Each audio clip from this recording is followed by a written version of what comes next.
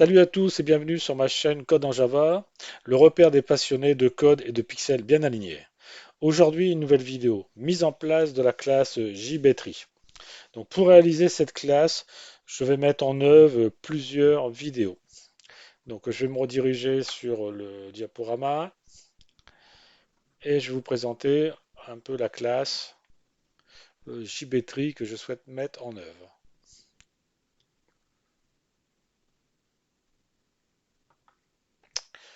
Voilà. Donc ça, c'est ce qui avait été fait lors des vidéos précédentes. Voilà.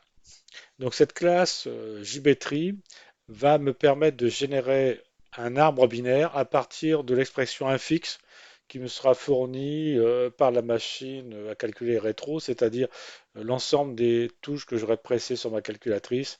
Et lorsque j'appuierai sur la touche égale, je vais récupérer donc une expression infixe. Donc les méthodes que va mettre en œuvre cette classe.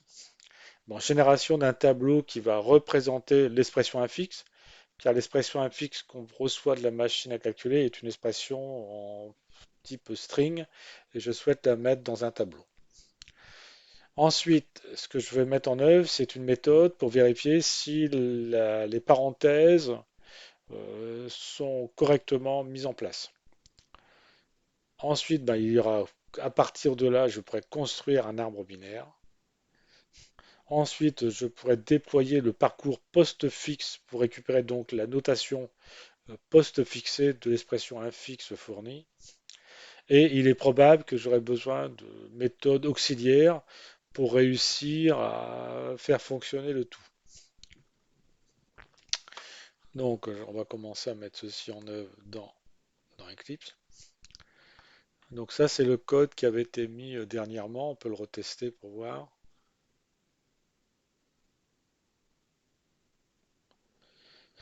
Donc ce code permettait de générer un tableau, plutôt d'afficher un tableau à partir d'un arbre, à partir d'un B-tree. Donc voilà. Donc là, aujourd'hui, on ne va pas utiliser ça dans un premier temps.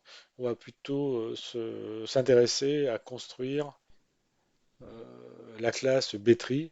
Et ensuite, lorsque la classe sera B-tree, on pourra solliciter cette classe pour afficher et comprendre comment je vais mettre en œuvre le parcours postfixe. Ok, donc tout ça, j'en ai besoin, plus besoin. Voilà, donc ici, dans mon package data structure, je vais mettre en œuvre une nouvelle classe. Alors cette classe, je vais l'appeler, comme annoncé, GBtree. Voilà. Donc, dans cette classe, je pense que je vais avoir besoin de différents attributs. Dans un premier temps, un premier attribut qui va permettre de stocker la représentation B-tree de mon expression. Donc j'aurai besoin d'un J-node, node que je vais appeler route. Ensuite, j'aurai besoin d'un attribut de type string pour recevoir l'expression infixe.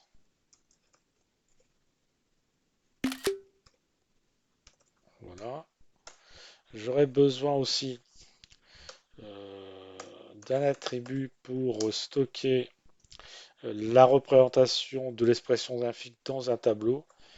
Donc je vais faire appel à ma classe array. Voilà. Et je vais l'appeler array infixe.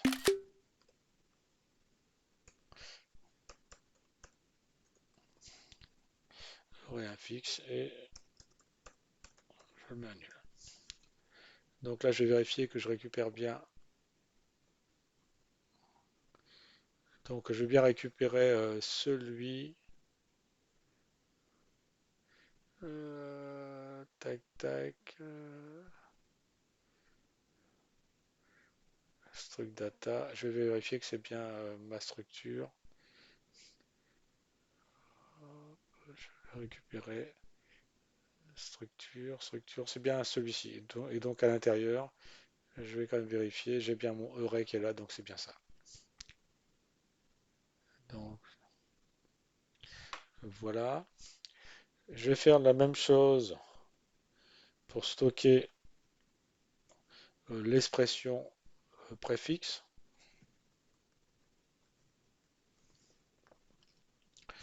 Voilà. Alors, il est possible que j'ai besoin d'autres attributs. On verra ça dans la prochaine vidéo. Donc, je vais mettre en œuvre un constructeur. Voilà. Alors, ce constructeur va prendre un paramètre, un string, un fixe. Donc, ce que je vais faire ici, this.fixe égale un fixe. Et donc, pour faire ceci, j'aurai donc besoin d'une méthode. Je vais faire la méthode string to array. Voilà. Bon, qui n'existe pas encore, mais c'est pas très grave. On va écrire le code dans la prochaine vidéo. Alors, j'aurai besoin d'une méthode aussi. Je vais l'appeler create metry. Donc, on ne l'a pas pour l'instant, mais elle sera créée dans les prochaines vidéos. Et ensuite, après, euh, donc je peux avoir pass préfixe. Voilà. Donc voici les méthodes qui seront réalisées dans les prochaines vidéos. Donc pour pouvoir convertir mon expression dans un tableau, il va déjà en premier temps mettre en œuvre une méthode pour vérifier si l'expression est bien parenthésée. Euh, Géométrie. Alors ce que je vais faire, je vais déjà lui demander de me créer ces méthodes. Là, comme ça, le code, il n'y aura pas de rouge. Voilà. Donc ça, ce seront les méthodes à mettre en œuvre dans les prochaines vidéos. Donc ce que j'ai besoin, c'est dans un premier temps, c'est de créer la méthode pour vérifier si une expression est correctement parenthésée. Donc cette méthode, elle sera private. Alors, dans un premier temps, je vais la mettre publique pour que je puisse la tester ou bon, je vais la laisser en private. Hop. Elle retournera un booléen. Je dirais is well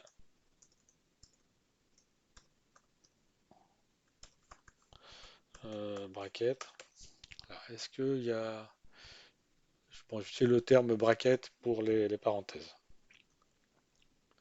Voilà.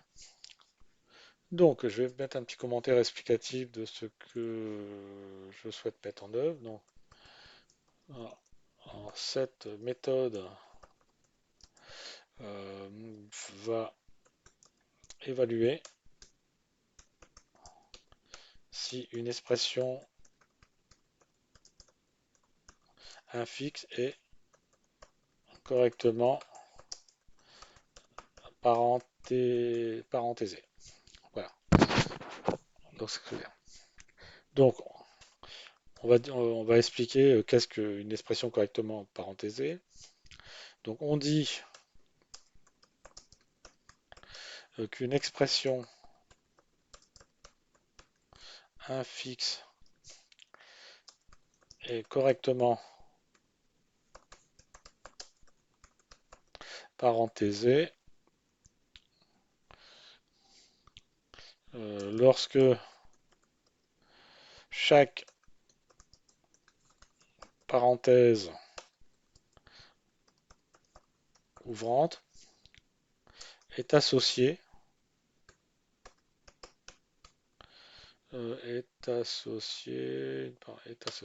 à une parenthèse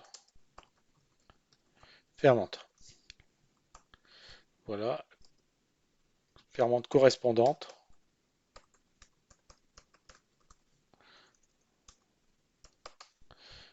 et que l'ordre d'imbrication est respecté.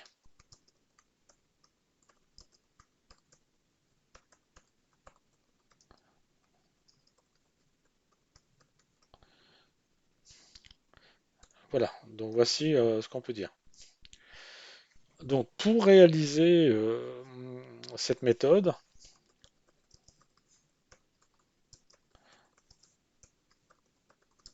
ben, je vais mettre en œuvre une pile.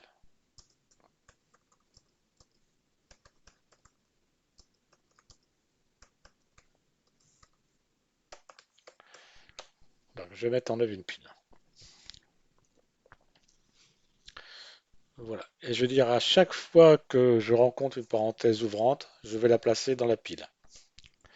Donc à chaque fois que l'on rencontre une parenthèse ouvrante, on la place dans la pile. Donc ça, c'est la première chose qu'on peut dire, hein.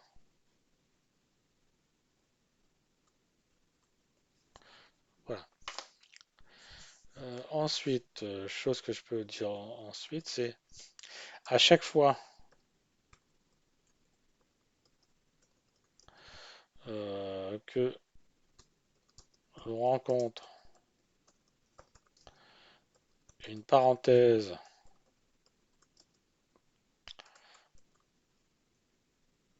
fermante et que la pile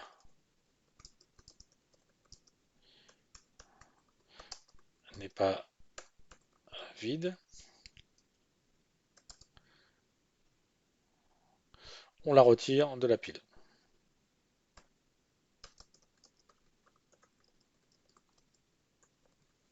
Voilà. Donc si la pile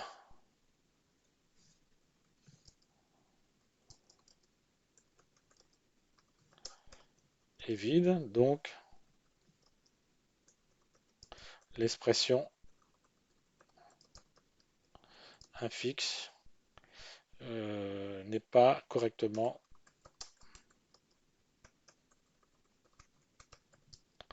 parenthésée. Après, je verrai si s'il manque pas des conditions. Et on va dire à la fin du traitement,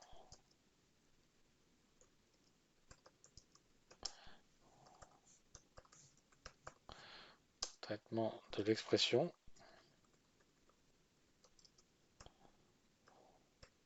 infixe.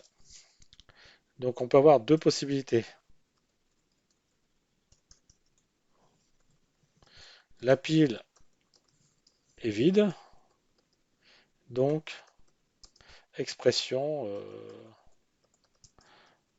correctement parenthésée.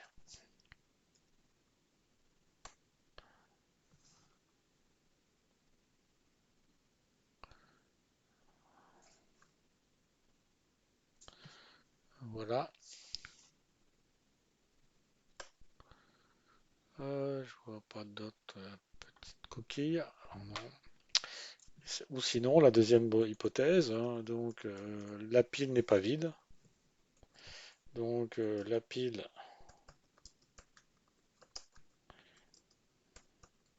n'est pas vide. Donc l'expression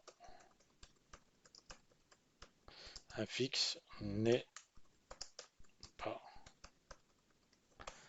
correctement parenthésée.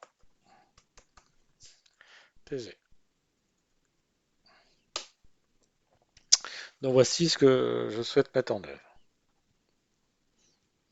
Donc là ici, ce que je vais faire, je vais partir donc de l'expression infixe. Donc je vais partir de l'expression infixe qui est passée en paramètre et je vais la tester. Donc ça veut dire qu'à cet endroit, donc là, on va faire un test, on va dire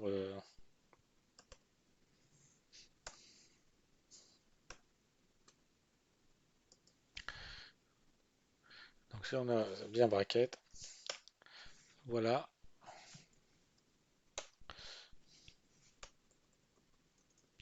Et donc là, on va prévoir, on va mettre comme ça, on le fera par la suite, hein, on va dire envoyer un message d'erreur vers l'afficheur, vers le display. Donc ça sera à faire la prochaine fois aussi. Donc voici ce qu'on a. Allez, donc dans un premier temps, je vais vérifier si ceci est correctement parenthésé. Donc, j'ai besoin donc d'une pile. Donc la pile, je vais utiliser la pile dans ma structure de données. Donc stack. Donc c'est une pile de string. Je vais l'appeler stack.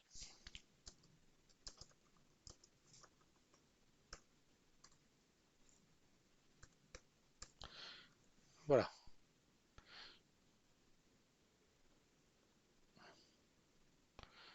Donc je vais récupérer dans ma structure de données.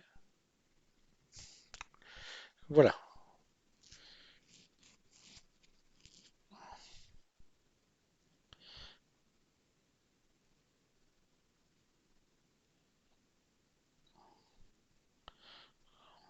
Donc, je vais pour chaque caractère de la chaîne que je vais rencontrer, je vais tester si c'est une parenthèse ouvrante, je le place dans la pile. Et si c'est une parenthèse fermante et que la pile n'est pas vide, je le retire de la pile. Donc, quoi qu'il arrive, je vais balayer tout.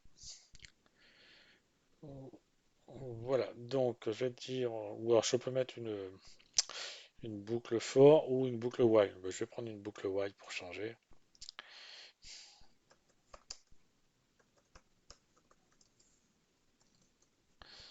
Égal 0. Voilà. Je vais dire tant que pointeur est inférieur à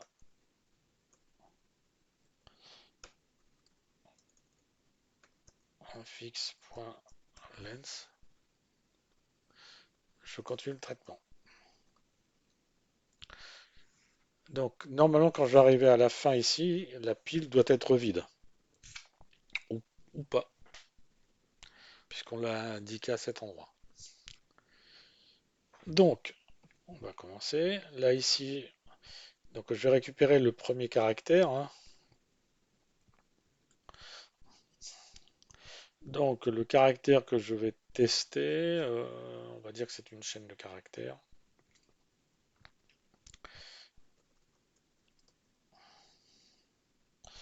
Donc, je vais dire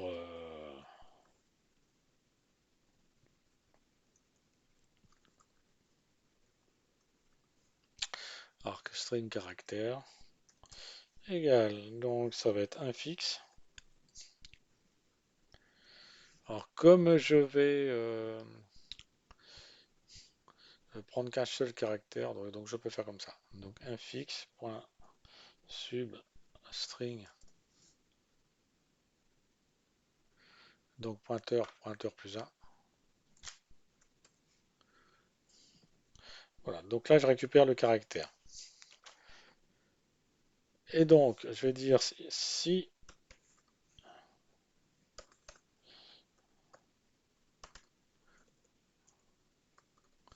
le caractère. J'aurais pu prendre les chaînes de caractères, hein, donc je vais commencer par ça, je vais continuer. Donc, si le caractère est égal à parenthèse ouvrante, alors ce que je peux faire, c'est placer ce caractère dans la pile.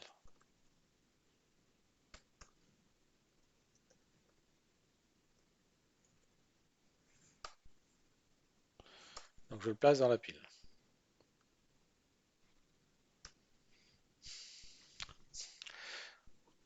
Ensuite, je vais dire si Donc le caractère maintenant, si le caractère est égal à fermente et la pile n'est pas vide,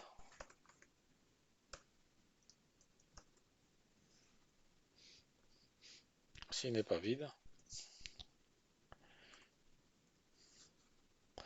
donc là ce que je vais faire, else, voici la structure. Donc là ici je vais dire la chose suivante, ben, je retire l'élément de la pile.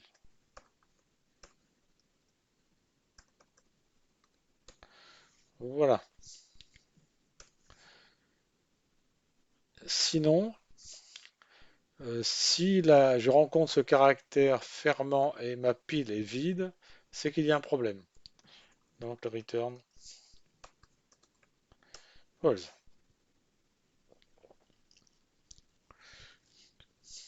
Et donc ça, je fais ceci jusqu'à la fin. Donc là, après, ne pas oublier de mettre, d'incrémenter le pointeur. Voilà. Et ensuite, on s'intéresse à la fin, c'est-à-dire ce que j'ai écrit ici, à la fin du traitement. Voilà, je vais dire if stack est vide, je fais un return true. Sinon, ben, je fais un return false. Voilà mon expression. Euh, Donc on va vérifier, on va tester, vérifier s'il n'y a pas un petit plantage avec cette partie-là.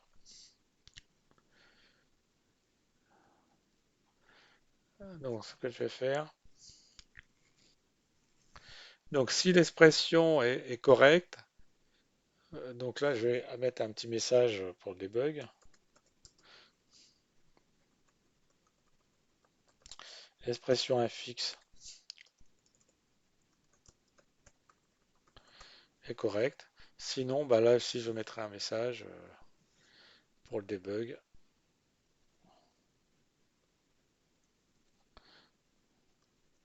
L'expression infixe n'est pas correcte. Voilà.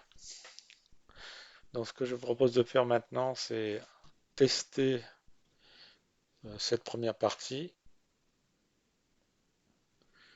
Voilà, donc je vais aller dans les tests, data structure. Donc je vais mettre là, new, nouvelle classe, test JB, test du JB tree.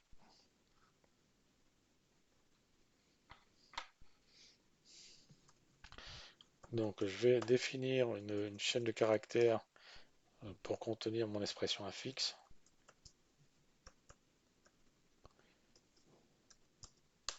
Donc je vais dire, imaginons que j'ai 2 plus 5 fois 5 moins 3 fois 2 fois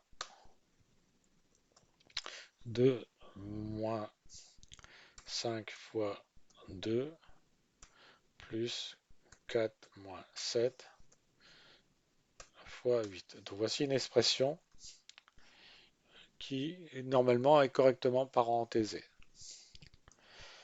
Donc JB-tree, je vais l'appeler btree égale new JB-tree et je lui passe un fixe.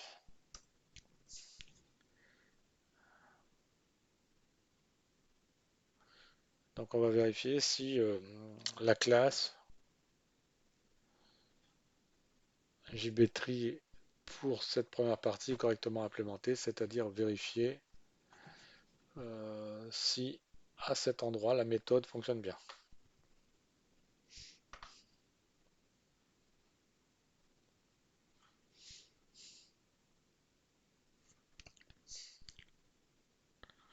Ah, il me dit que l'expression infixe n'est pas correcte. Donc on va essayer de comprendre pourquoi il me dit qu'elle n'est pas correcte.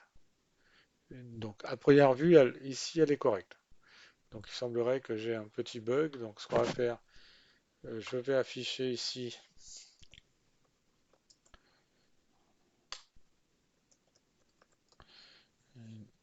63 caractères.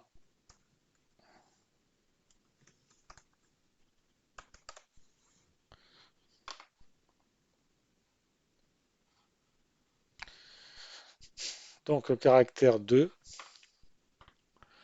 Donc voilà. Donc, que se passe-t-il? L'expression infixe n'est pas correcte. Donc il commence par le caractère ici. Hop, il arrive à 2 et ensuite il en sort. Normalement, il aurait dû faire tous les autres caractères. Tac, tac. Et donc là, ici, il traite ceci directement comme une erreur. Donc là, le formalisme ici du code n'est pas correct. Parce que lorsque je balaye le premier caractère, je rencontre c'est 2. Donc il rencontre 2. Bah, 2, effectivement, cette expression est fausse. Donc je vais le structurer différemment. Donc je vais lui dire si le caractère que tu rencontres, donc je vais le structurer différemment.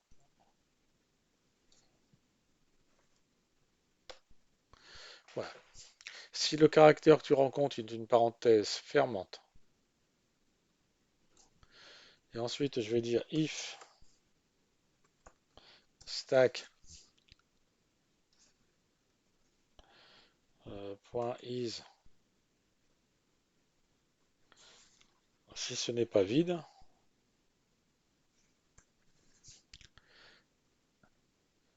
si ce n'est pas vide, alors tu le retires de la pile. Sinon,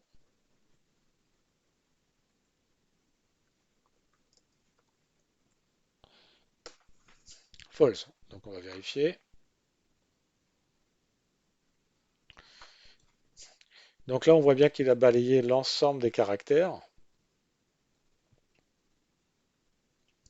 Donc on voit bien qu'il part bien de 2 plus 5 fois parenthèse ouvrante, parenthèse fermante, multiplié par parenthèse ouvrante, et parenthèse fermante. Et à la fin, il me dit l'expression infixe est correcte. Donc, le petit bug est ici, est corrigé, semble fonctionner. Je vais rajouter une parenthèse fermante ici. Infixe n'est pas correct.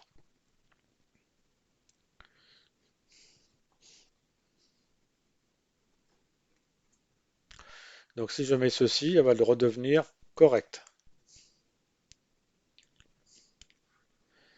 Là, et si à cet endroit je mets une parenthèse ouvrante comme ceci, donc à la fin, ouvrante, ouvrante, fermante, donc on va fermer celle-ci, mais je ne vais pas trouver la fermante pour celle-ci.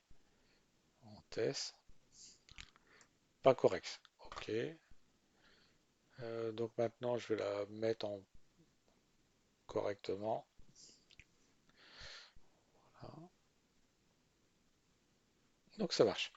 Donc voilà. Donc voici aujourd'hui, je voulais faire, c'était une petite vidéo pour commencer à parler de la mise en place de la classe JBtree. Donc là, aujourd'hui, on a une méthode qui permet de vérifier si l'expression que je vais demander d'utiliser afin de construire un arbre est correcte. Donc là, on dispose de ça. Donc la prochaine vidéo que je vais mettre en ligne va s'intéresser à prendre l'expression un fixe qui se trouve dans une chaîne de caractères et l'injecter dans un tableau afin de pouvoir ensuite créer le B-tree. Donc voilà, donc là pour l'instant je pense que c'est pas trop mal. Voilà. Donc comme je le dis à l'instant, donc dans la prochaine vidéo, je propose donc de mettre en œuvre cette méthode afin de pouvoir avancer dans la construction de la classe JB-Tree. Donc si vous avez aimé cette courte vidéo, alors pensez à me laisser un pouce bleu ou alors de vous abonner. Donc le code, comme d'habitude, sera placé dans mon GitHub. Vous trouverez les informations dans la description de cette vidéo.